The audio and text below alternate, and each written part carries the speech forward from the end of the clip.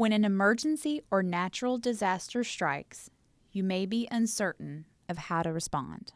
The purpose of this video is to explain what actions you can take in the event of an emergency.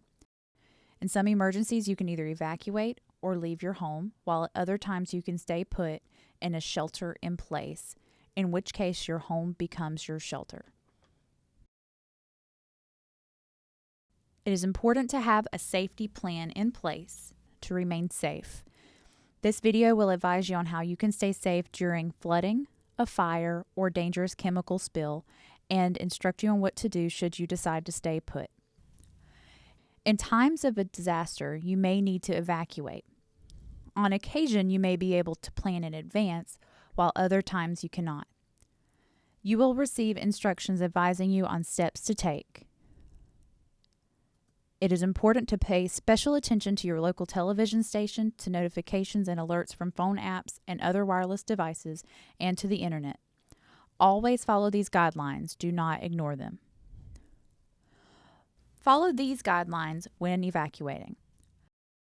First, be alert and keep an eye out for incoming notifications. Next, always be prepared. Be sure your car has a full tank of gas. If you have multiple cars, it is best to take one car. This will help lower the amount of traffic.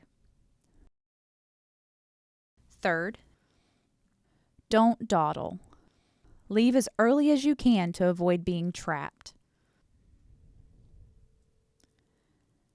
Fourth, consider a travel plan. You can check your local TV station, phone, and other devices, as well as the internet, to assist you in mapping out your route and looking for possible roadblocks.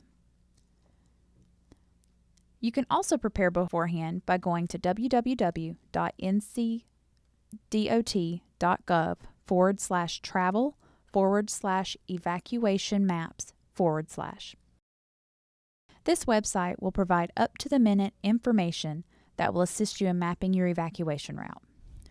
Fifth, once you have developed a travel plan, be sure to tell a friend or family member of your plans. This will alleviate any worries that they may have. Sixth, if you have to leave, you might wonder where you can stay. If possible, stay at a friend or family's home in a safe area or in a motel or hotel. As a last resort, go to a shelter because shelters are not made for comfort. 7. Bring with you an emergency kit.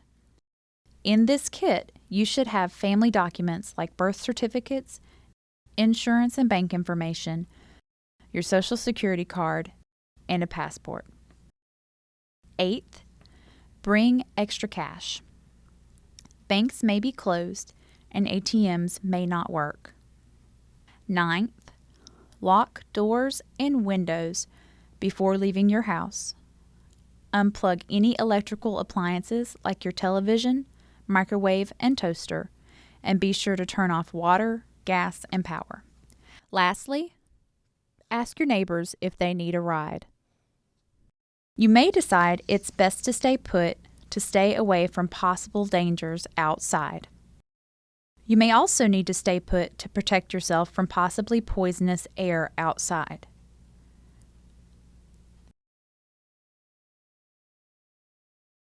You may be able to see the debris in the air. Remember to check announcements from your television, phones, or the internet. Emergency officials may formally announce the air is badly tainted. In order to protect yourself from contaminated air, you must seal the room. This is a type of shelter in place that requires pre-planning. If you stay put, be sure to bring your family and pets inside. Secondly, lock doors, close windows, air vents, and fireplace dampers.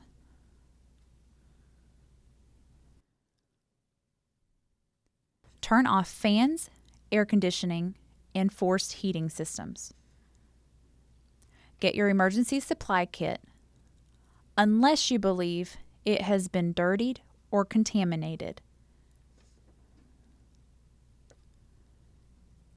Go to an inside room with few windows if possible.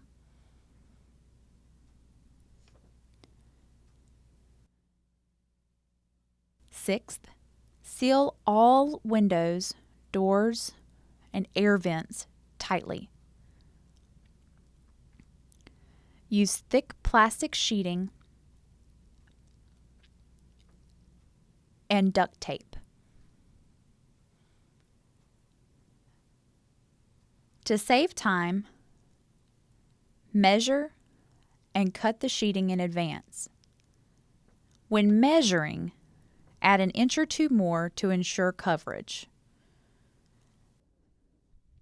Label each sheet with door, window, vent, and when you are ready to start covering these openings, duct tape plastic at the corners first, then tape down all edges.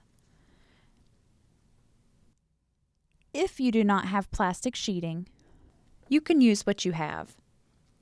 You can use bed sheets or papers to seal the gaps and prevent poison from making its way into your house. Lastly, emergency officials may not instantly be able to give information on what is happening and what you should do. You should stay tuned to your local television station and check your phone and the internet often for instructions as they become available.